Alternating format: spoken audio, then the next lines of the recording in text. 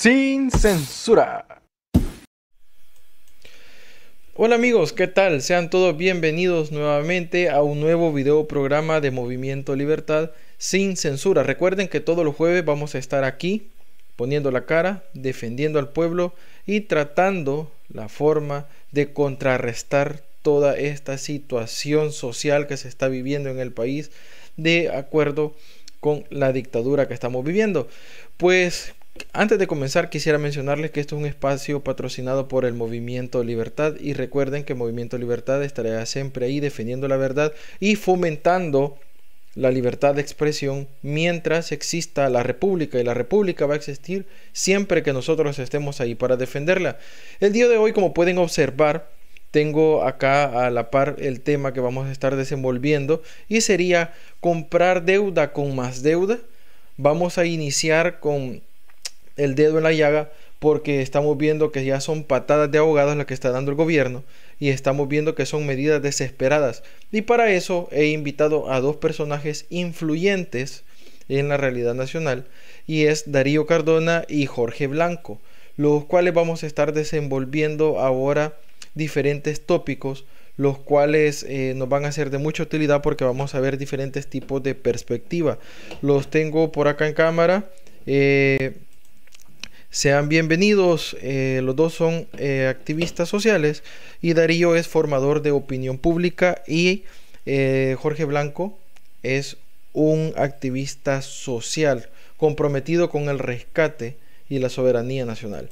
Ok, sean bienvenidos, gracias por haber aceptado la invitación. ¿Qué tal? ¿Cómo están a los dos?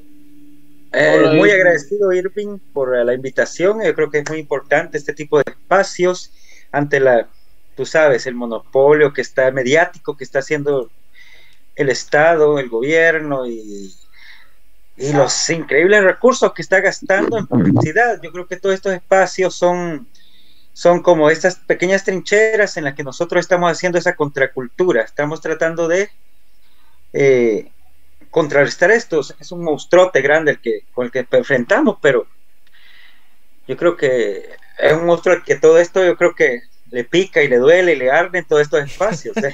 No creas Sí, le que... pica, le duele y le arde y va detrás de todos nosotros. Darío, buenas noches, ¿qué tal? ¿Cómo estás? Un honor nuevamente tenerte por acá.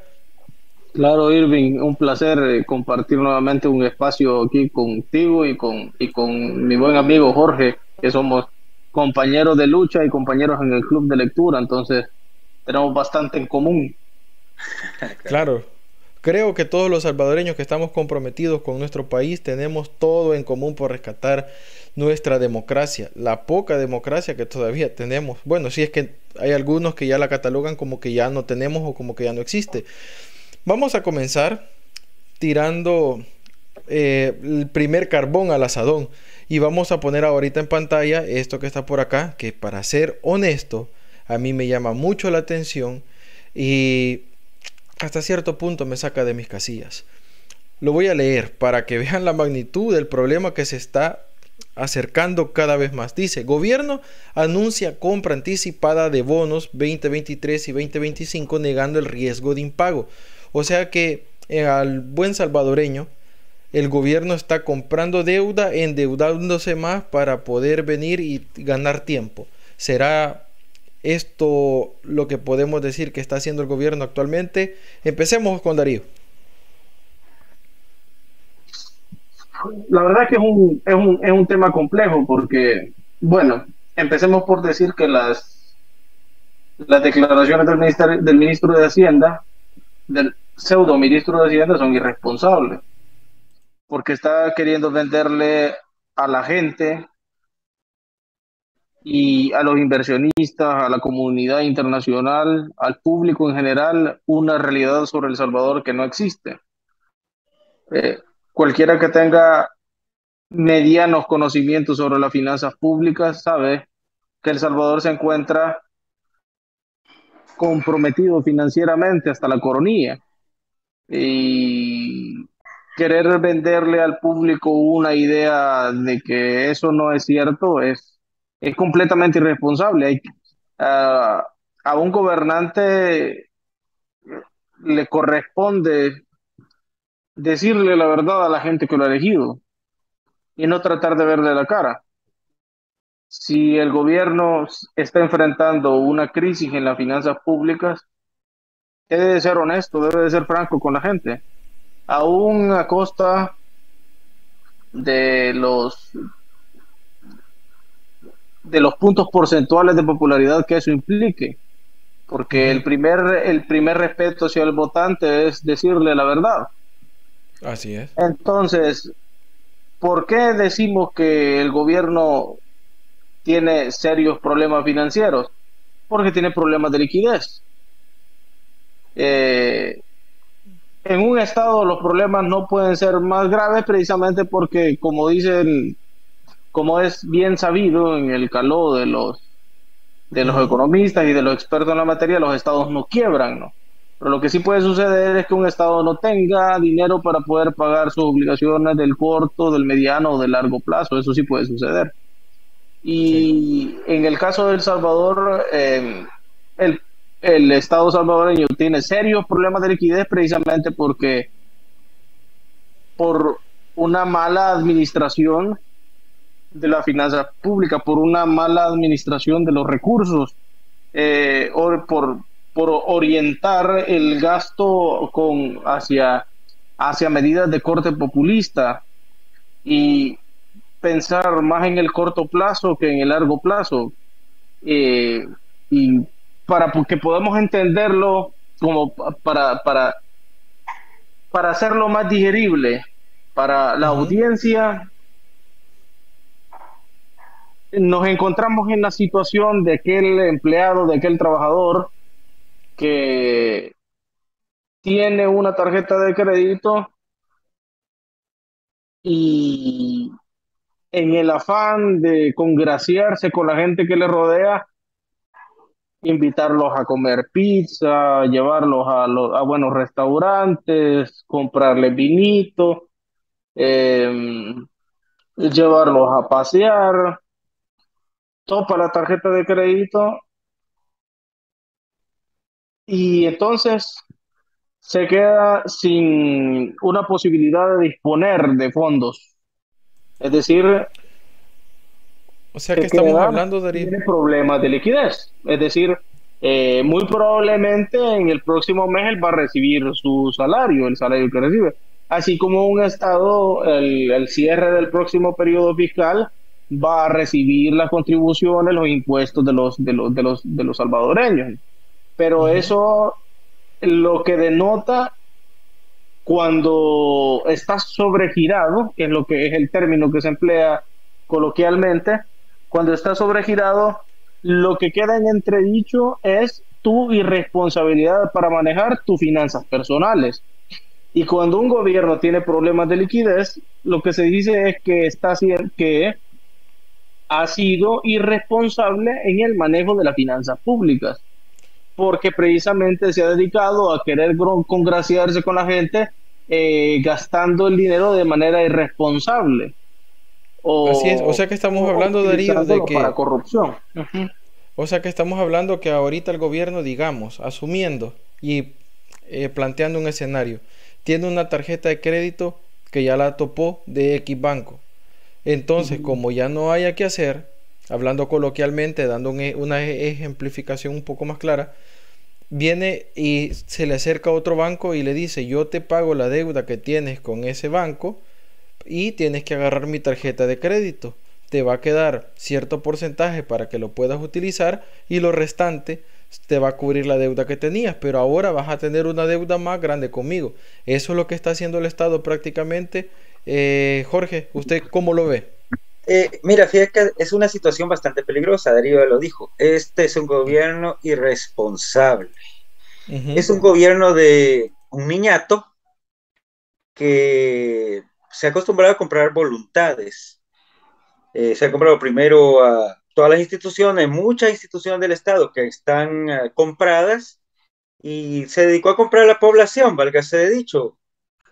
¿Qué es esto de voy a repartir $300 de una forma bastante oscura? Porque tampoco es que los $300 de la pandemia le llegaron a todo el mundo, pero que esto que en un país como El Salvador, tercermundista, yo puedo decir, voy a repartir $300 a toda la ciudadanía.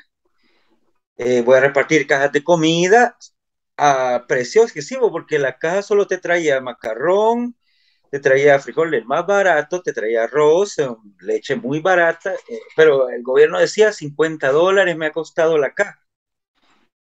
Y sí, la repartió a creo que todo el mundo. Pero ¿cuánto robaron? ¿Cuánto costó para el erario público? ¿Cuánto de esto se fue en deuda? Pero claro, toda la gente feliz. Oh, el gobierno está dando, es el único que ha dado. Sí, Es es, lo que no eso, tenía, porque se dedicó a comprar voluntades, tanto las voluntades de instituciones, empresarios, ONGs, tanto la voluntad del pueblo. Ahora nosotros estamos en un riesgo real, no es un riesgo, es un hecho el impago. ujú. Es un hecho, nos va a golpear. Están comprando, como tú dices, está comprando tiempo, pero va a caer este impago. Yo me recuerdo que hace un par de días atrás, y me atrevería a decir meses, se hizo un espectáculo publicitario que el gobierno estaba apoyando a la pandemia, o sea, por los tiempos de pandemia estaba apoyando a los artistas nacionales. Yo sé que usted pertenece al gremio de los artistas nacionales, entonces quisiera solicitarle que nos explicara cuál fue la ayuda que dio el gobierno, porque se estaba solicitando dinero por un lado, por otro, que para la pandemia, que para esto y para lo otro, y de hecho hubieron muchos actos que fueron tomados, actos de corrupción que hoy en día no los vamos a conocer porque toda esa información está reservada, porque tienen miedo de presentarla obviamente, pero a los artistas y a las personas que se dedicaban a vivir del teatro, de la música, de sus cualidades que tenían para ejercer su profesión, entonces se vio, por lo menos yo lo vi, vio que se vio en televisión y se vio por medio de por la propaganda, por la publicidad que ellos hacen, que apoyaron a los artistas, pero yo sé que no fue a todos. ¿Cómo se vivió ese acto respecto a ustedes? Sí, es cierto, pero te voy a contar una cosa, no fue este gobierno, fue la asamblea anterior la que aprobó esos fondos y fue antes de las elecciones. De hecho, hubo un movimiento de artistas que estuvieron cabildeando, probablemente sí, cabildearon con ganas, pero lo aprobó la asamblea anterior. Claro, todos estos fondos se aprobaron y se dieron antes de ganar las elecciones. De alguna manera utilizaron a los artistas también como para comprar también sus voluntades. Algunos se las han comprado. Y sí, efectivamente, en mayo del año pasado sí se hizo el desembolso. Eh, a mucha gente, no a todos, claro. De repente salió que algunos protestaron, de repente sí, siguieron dando todo el año algún desembolso de esto, pero no es buena voluntad de este gobierno. Fue primero cabildeo de algunos compañeros que fuimos a la asamblea y fue la asamblea legislativa anterior la que aprobó esos fondos. Claro, tampoco el gobierno, yo creo que los artistas tampoco es que sean peligrosos en este país. Creo que Ujú. tampoco al gobierno también decir, yo estoy entregando, yo creo que es una buena imagen para ellos. Pero ajá, eso es lo que a eso es lo que yo quería ir. Que yo me recuerdo que posiblemente el proceso se empezó en la anterior administración, pero esta administración empezó a saludar con el sombrero ajeno. Ah, Porque exacto. en el spot publicitario salieron diciendo de que habían apoyado al artista, que no sé qué. Pero yo que me acuerde, en medios que no son oficiales y que no son eh, partidarios de la ideología del gobierno, sacaron a los verdaderos artistas, hasta artistas callejeros, que dijeron que ellos nunca habían recibido apoyo. Entonces, debido a todo ese tipo de circunstancias que han estado pasando, me viene la segunda interrogante. Y en este caso quisiera que Darío me ayudara, porque Ujú. estamos hablando de que se está endeudando cada vez más el país. Y la pregunta es, ¿por qué eh, comprar deuda? ¿Por qué comprar deuda? Yo puedo exponer una teoría, posiblemente conspirativa, pero viene siendo esto para mí. Lo voy a poner en pantalla. Darío, ¿vos crees que esto ha sido para seguir apoyando y seguir financiando el Bitcoin? Vimos que tuvimos, y aquí está una nota periodística que saca que es engañoso que El Salvador fue la sede de la reunión internacional de bancos sobre el Bitcoin, si la gran mayoría de población internacional y la gran mayoría de bancos internacionales no lo ven con buenos ojos. Sí, a ver, habría que preguntarse ante los ojos de quién el gobierno de El Salvador tiene credibilidad. Y la respuesta es simple. Sí. Para las únicas personas que el gobierno de El Salvador tiene credibilidad es para los adeptos del régimen, para los que todavía creen en, paradójicamente creen en el mitómano, no en el mentiroso compulsivo que tenemos en el poder. Ujú. Ahora, aquí hay que explicarle una cosa a la gente. Lo que es que también hemos sido testigos de capturas arbitrarias de dirigentes de partidos políticos sin que existan verdaderos expedientes de naturaleza penal que justifiquen su detención. Y a veces Ujú. son incluso por minucias que más que delitos podrían ser considerados faltas. Es decir, existen claras arbitrariedades, desproporciones entre las actuaciones del gobierno y y la supuesta persecución de los delitos que se les imputan a estos sujetos. Entonces, definitivamente que podemos hablar de que tenemos indicios bastante fuertes, bastante sólidos, de que uno de los objetivos fundamentales para poder controlar a la población y para poder ejercer el monopolio del poder político de este régimen es precisamente la cacería indiscriminada de opositores. Así es. Y además es algo que de lo que este servidor puede dar fe, porque los que generalmente ejercemos un cierto nivel de vocería entre la población somos quienes mayormente nos vemos amenazados por el régimen precisamente por las opiniones que proferimos, ¿no? Nos Sí. coloca en un nivel mayor de vulnerabilidad porque somos los que nos encargamos en alguna medida de tratar de rescatar la conciencia popular. Y eso amenaza los intereses del régimen. Ahora, hay otra cosa que quiero vincular precisamente de este tema con el tema anterior del que habíamos estado hablando, Ajá. porque este gobierno está trabajando o está tratando está enfocando sus energías desde digamos, en dos áreas. Una es en el área del Ministerio de la Propaganda, es decir, tratar de enajenar a la población a un nivel tal que que se anule completamente su capacidad de, de raciocinio y su De capacidad también para discernir hacer también podríamos decir. crítica y autocrítica, ¿no? Es decir, eh, llevar a la gente a un estado tal de fanatismo que le es imposible pensar de manera objetiva. Pero por el otro lado están trabajando, esto es, digamos, trabajar sobre la base del tema de las expectativas, de las esperanzas, de la fantasía de la gente, pero también están enfocando sus energías en el problema urgente que es ya lo atinente a la realidad. Es decir, mientras nos están tratando de engañar a nosotros, están tratando de sacar el agua con la cubeta antes de que el barco se hunda. Y eso es lo que están haciendo desde el punto de vista financiero. Y están tratando de decir, están actuando como el piloto de la nave que sabe que se le han roto todos los motores, pero le pide a la gente que mantenga la calma porque el problema se va a Sí. solucionar. Sabe a la perfección que el problema no se va a solucionar, pero no quiere que la gente entre en pánico, porque sabe que eso hace la cosa todavía más inmanejable. Exactamente lo Así es. mismo que está sucediendo acá con el Estado salvadoreño, porque aunque no hemos caído en impago todavía, Irving, pero que estamos muy próximos a esa situación, eh, lo cierto es que el gobierno está haciendo todos los esfuerzos posibles por hacer creer a la gente que eso no es cierto, que son mentiras que son eh, tretas de la oposición, tretas de Sí, nos podemos ahí tengo en poner pantalla. nos podemos poner lindos en el campo de las cuestiones conspiranoicas, pero la cuestión es, Sí.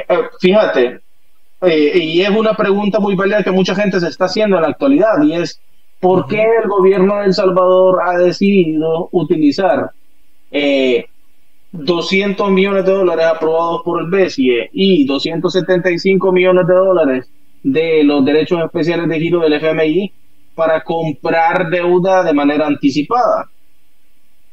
Y aquí entonces... Aquí en esta tabla posiblemente esté la respuesta, porque si la vemos, el vencimiento lo tenemos para el 24 de enero del 2023, o sea que estamos hablando que ya nos quedan un par de meses para que se venza, y estamos viendo que el bono fue emitido por el monto de 800 millones de dólares. O sea que ya están navegando contra corriente, Darío. Es una situación en la cual buscan de dónde sacar el dinero, o se terminan robando el dinero del pueblo, así como lo hicieron con el Bitcoin, y ahora atacan las pensiones del pueblo, porque eso es lo único que les queda. Sí, lo interesante es preguntarse cómo o por qué está utilizando el gobierno ese dinero, y por qué lo está utilizando de esa manera. Por ejemplo, ¿por qué el gobierno va a utilizar parte de esos fondos para supuestamente recomprar bonos, la deuda que vence en el 2025? ¿Por qué comprarla de manera anticipada? Por una sencilla razón. Por la misma razón por la que el escudero de Lazarillo de Tormes sale fregándose los dientes con un palillo cuando sale de su casa, porque quiere aparentar frente a la gente que tiene un dinero que no tiene, que quiere demostrar, y esto fue lo que dijo Bukele en el discurso, dijo así como que somos tan cachimbones, dijo, que tenemos plata hasta para pagar la deuda, hasta para comprar nuestra deuda de manera anticipada, es decir, para hacernos cargo de las obligaciones que todavía ni se nos han vencido. Pamplinas, mentiras, porque lo cierto es, si tuviera dinero, si tuviera la liquidez, primero, si lo hiciera, si el objetivo de la recompra anticipada fuera ahorrarse los intereses que tendría que pagar más adelante, no lo hubiera anunciado, porque desde el momento en el que lo anunciaba, el precio de los bonos se incrementaba.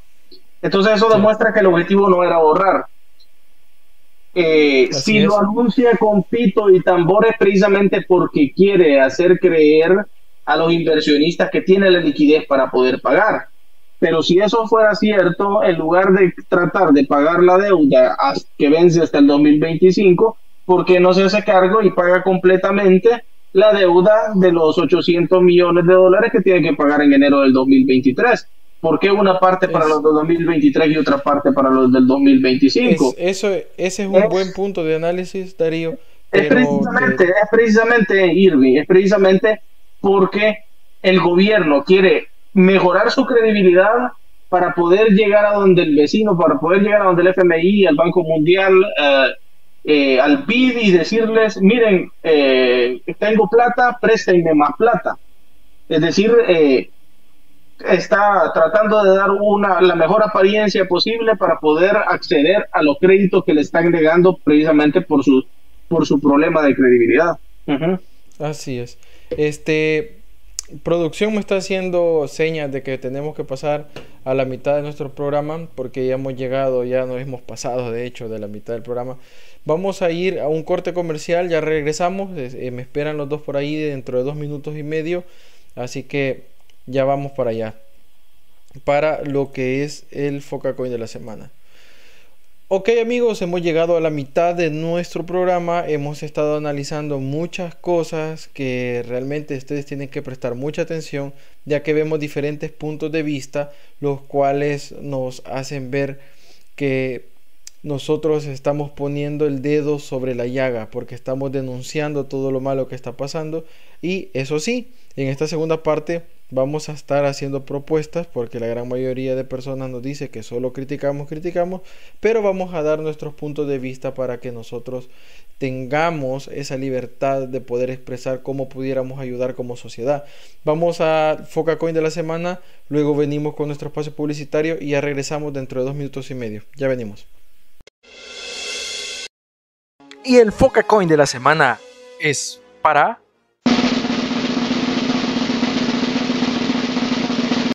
¿Cómo contemplas tú esa posibilidad que algunos de ustedes sean incluidos en la próxima lista Angel? ¿Y qué pasa si ocurre? Pues ya no voy a ir a Disney. Ya no voy a ir a comprar las ofertas en Ross y Marshall, porque para eso iba yo a Estados Unidos. Ajá. Discúlpame, si yo pongo en la balanza entre hacer lo correcto a no poder ir a Disney, a no poder ir a Legoland, disculpa, o sea, yo eso lo venía haciendo desde hace años. No me quitan nada.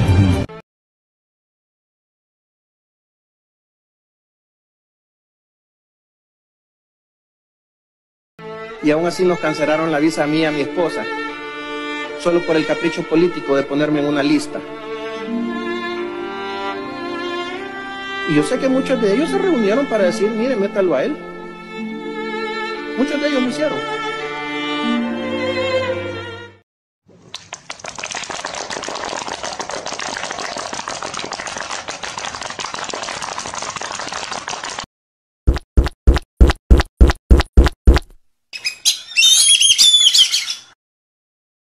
Muy bien, Foca. Premio, premio, premio. Ahí va, ahí va.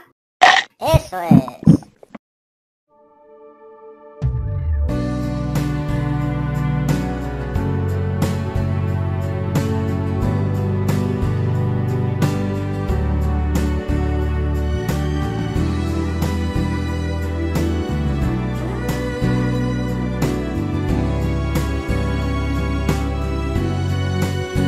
Cuando el derecho es injusticia para ti y la palabra de un hombre es la ley, tiempo es de unirnos y actuar como una grey, aunque eso implique sacrificio o ser mártir.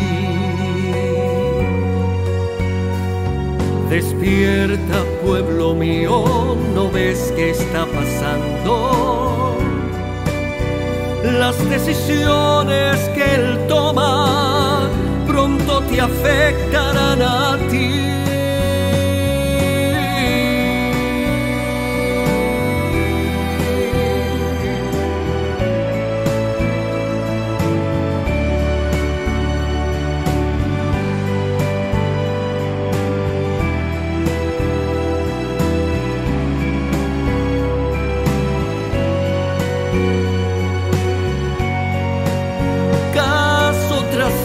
En infragante violación, sin importarle las familias o la nación, con que se cumplan sus caprichos él es feliz, pues la ley y los jueces le obedecen a él. Despierta, pueblo mío, ¿no ves qué está pasando? Las decisiones que él toma pronto te afectarán a ti. Pruebas tras pruebas de tratados con el mar, sin mencionarlos o explicarlos a su gente, con amenazas a la prensa y un gozar.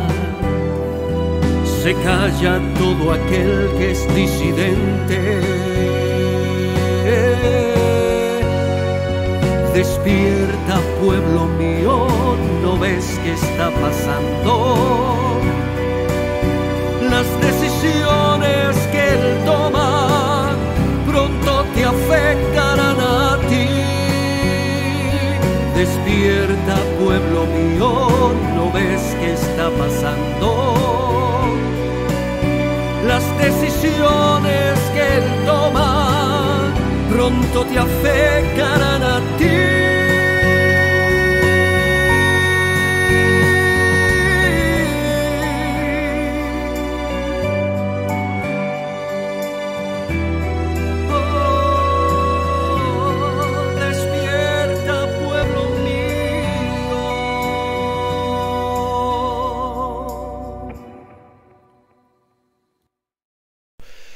Bueno amigos, bienvenidos a la segunda parte de nuestro programa Sin Censura, Jueves Sin Censura, y estamos aquí analizando un poco acerca de la realidad nacional, qué es lo que estamos viviendo y qué es lo que nos espera vivir, ya que este régimen de excepción ya sea que nos termine acabando o segundo, nos termine hundiendo, que viene siendo una alegoría de casi similar, pero no es lo mismo.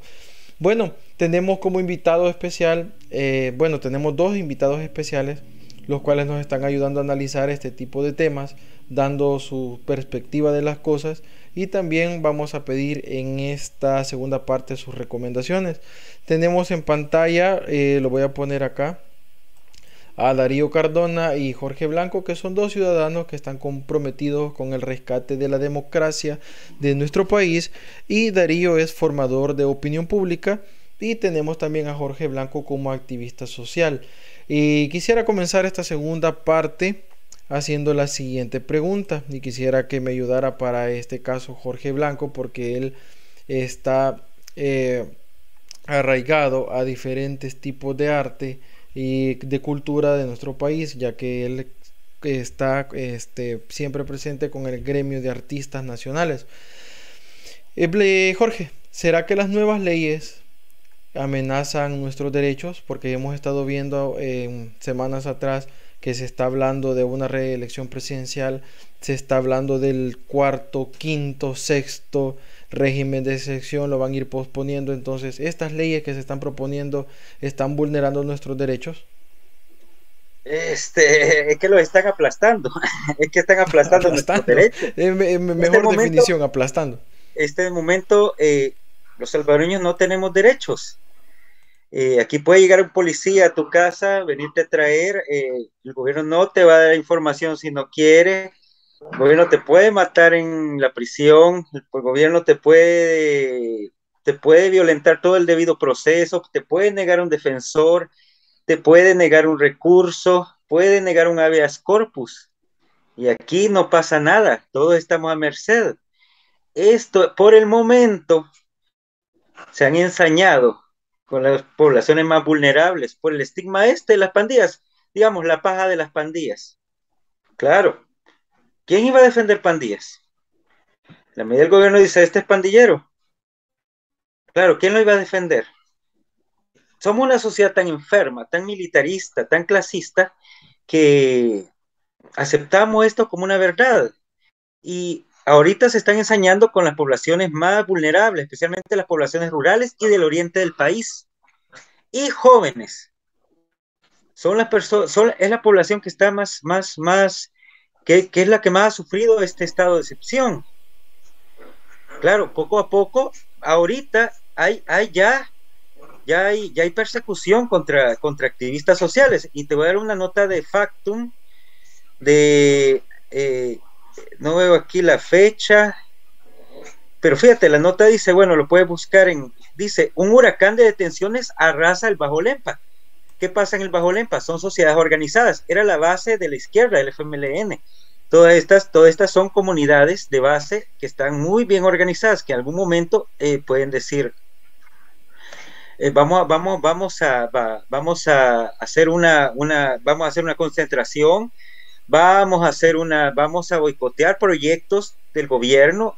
Son personas organizadas, y esto está pasando en el Bajo Lempa. Están llevándose fíjate, dice 13 de abril, 3:30 de la tarde, capturados. Entonces, hay una captura focalizada en personas también que en las comunidades sirven de líderes sociales. Este es por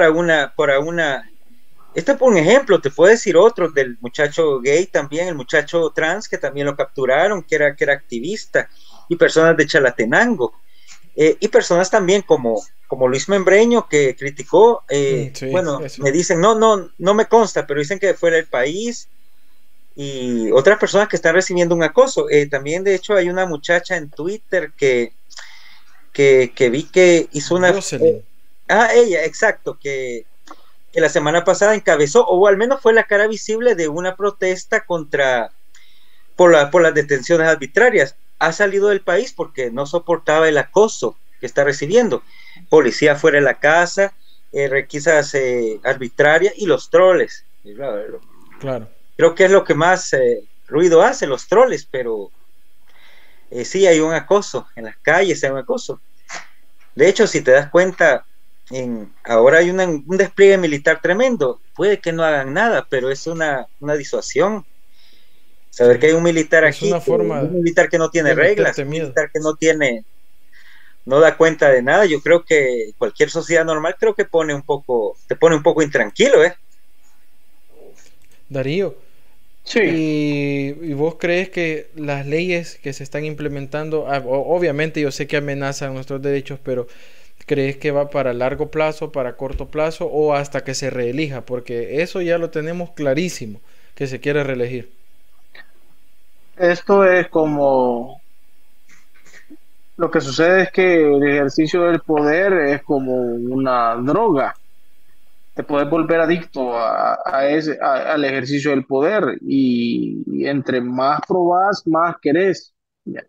Es decir, tenés una dosis de poder y si sos un narcisista megalómano como el presidente y todos sus hermanos, pues lo más seguro es que no te vas a conformar con la cuota de poder que tenés y cada vez vas a querer concentrar más poder y cada vez vas a querer abusar más de ese poder. Y eso es lo que sucede con todos los dictadores, todos los déspotas, lo que sucede, ha sucedido y sucederá con todos los déspotas de la historia, ¿no? Ahora, eh, primero, hablar en la actualidad de las leyes es como hablar de papel sanitario, ya. No tienen absolutamente ningún valor en términos desde la perspectiva que su valor realmente no depende de su contenido, sino que depende de la interpretación que le dan los detentadores del poder. Ujú. Entonces, la ley puede decir una cosa, pero si el operador del régimen dice que dice otra, entonces prevalecerá la interpretación que le da del régimen, porque al final estas leyes se convierten en instrumentos para la represión y para el control social y político. Entonces, eh, primero, no podemos hablar, no tiene sentido hablar de la justicia o no de las leyes en un régimen en el que no se respeta la institucionalidad democrática y en el que no existe el Estado constitucional y democrático de derecho, precisamente porque eh, para que existan y tengan valor las leyes es necesario que exista una sociedad que crea en sus instituciones y es lo que no tenemos. Aquí tenemos pantomimas de Estado, pantomimas de instituciones, pantomimas de ciudadanos, es decir, todo es falso en esta república, desde el nombre hacia abajo, todo es falso. Entonces, Así es. precisamente por eso es que, aunque se supone que todavía sigue vigente la Constitución de 1983, aunque se supone que todavía sigue vigente el Código Penal, el Código Procesal Penal, aunque se supone que todavía sigue vigente la Ley Penal Juvenil, que todavía sigue vigente la Ley de Adquisiciones y Contrataciones de la Administración Pública, lo cierto es que a la hora de los cúbules el policía hace lo que le place, el militar hace lo que le place, el juez hace lo que le dicta el régimen, el fiscal hace lo que le dicta el régimen y se pasan las leyes por el arco del triunfo. ¿Cuál debido proceso? No les importa cumplir el debido proceso. ¿Cuál investigación previa? La fiscalía no hace investigación previa. ¿Cómo va a hacer investigación de 46,000 detenidos? Y no hacen Y un detenciones solo juez legales, para porque una 200 o detención 300 legal, personas. claro, o sea, en una audiencia de 2, 3 horas ya supuestamente estos jueces quizá, no sé, son superdotados, máquinas o enviados especiales de Dios, porque tienen la capacidad para en 2 o 3 horas resolver la situación jurídica de 300 imputados. O Sí, sea, eso es. que le quieran ver la cara de estúpido a otro, pues, pero a tu servidor, por favor, o sea, Sí, es así es. algo difícil, algo difícil de creer y Ya todo esto, Darío. ofende la dignidad de los salvadoreños, precisamente. Entonces, no tenemos, derechos, los ciudadanos, o más bien, sí podemos ejercer nuestros derechos, pero los podemos ejercer en la medida en la que el régimen lo diga. de manera arbitraria, porque si el día de mañana te encontrás a un policía al que le caes mal y te quiere llevar te quiere llevar preso utilizando como excusa el régimen de excepción, lo puede hacer perfectamente y nadie se va a oponer, y no habrá ninguna institución dentro del Estado que vaya a impedir que vos vayas a pasar a las bartochas, como dice coloquialmente, tu medio mes, tus 3 meses, tus 6 meses. Es un albur, también va a depender de la suerte, pero no te vas a salvar del despotismo de la humillación. De la humillación, por para supuesto. empezar. Por supuesto. Y la denigración Entonces, también podríamos decir. Entonces, la Constitución se incumple desde el artículo 1, porque ya deja de ser la persona humana el origen y el fin de la actividad del Estado. Y el origen y el fin de la actividad del Estado es simplemente el grupúsculo que ejerce el poder.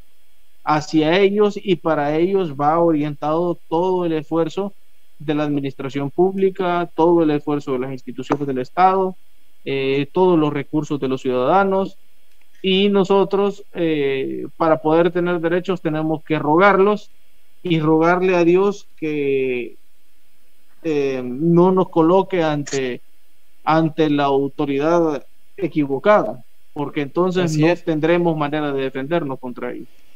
Ya estamos llegando casi al final de nuestro programa, pero quisiera hacer no la última pregunta, sino que vamos a tocar el último literal de la guía del programa de hoy, y vendría siendo: ¿cuál sería la recomendación que ustedes le darían a la población con respecto a la situación que está pasando, y cómo podríamos contrarrestar este sistema de vulnerabilidad de los derechos de las personas? Empecemos por Jorge y terminamos con Darío. Mira, lo que quiere el régimen es que tengamos miedo. El régimen se basa sobre dos cosas, y este régimen de excepción tiene también un objetivo: hacerle ver a su población que son capaces de cualquier cosa, que ellos no se detienen ante nada. No hay que tener miedo, hay que seguir hablando, hay que seguir denunciando. Los que al menos tienen una palestra de cualquier índole, tienen que seguir denunciando. Tenemos que hablar con nuestros vecinos, con nuestras personas, con las personas que están cercas, hablar de todas estas contradicciones, todo esto que está pasando. No tengamos miedo, porque es la cuestión de la espiral del silencio. En cuanto una única fuente de información se impone, las personas tratan de ajustar sus pensamientos a esa fuente. Pero ¿qué tal si de repente muchas personas empezamos a decir: sí, es cierto, la canasta básica está por las nubes, no hay oportunidades, hay detenciones arbitrarias, están violando nuestros derechos? O sea, no tenemos que tener miedo a esto, porque el régimen también es débil. El régimen se basa en el miedo de las personas. Y sí, los que tienen una palestra, de alguna manera, una plataforma donde ver, las personas, los artistas, las personas que están en un medio de comunicación, tienen que hablar, tienen esa responsabilidad. No es sugerencia, que es responsabilidad. No tenés para dónde, es lo que te está demandando tu tiempo.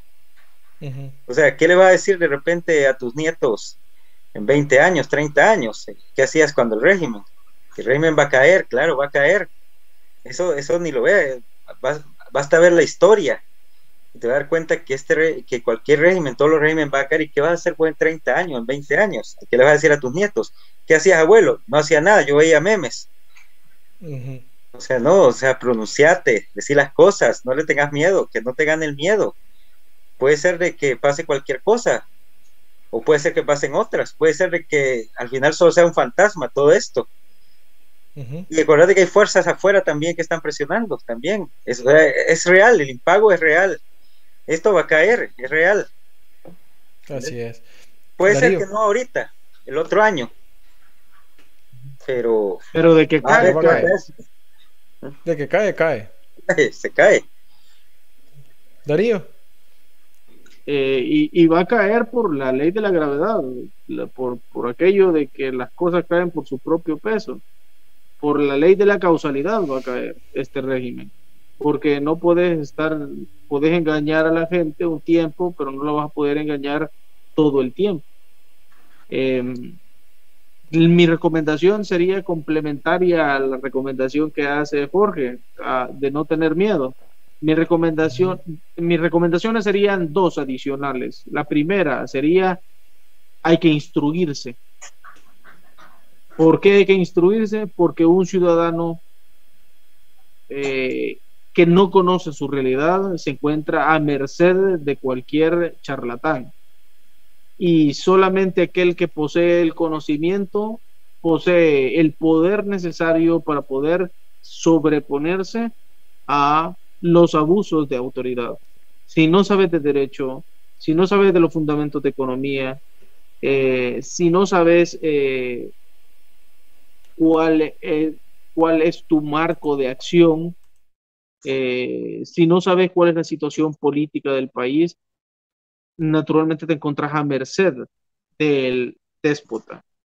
Entonces necesitas instruirte, necesitas conocer la historia, necesitas saber qué es lo que el gobierno, qué es lo que este régimen autocrático hace y por qué lo hace. Y además necesitas, esta sería la segunda recomendación, organizarte. Los ciudadanos deben organizarse, porque así como está esta máxima de Julio César que dice divide y vencerás, también está la máxima contraria que dice que el pueblo unido jamás será vencido.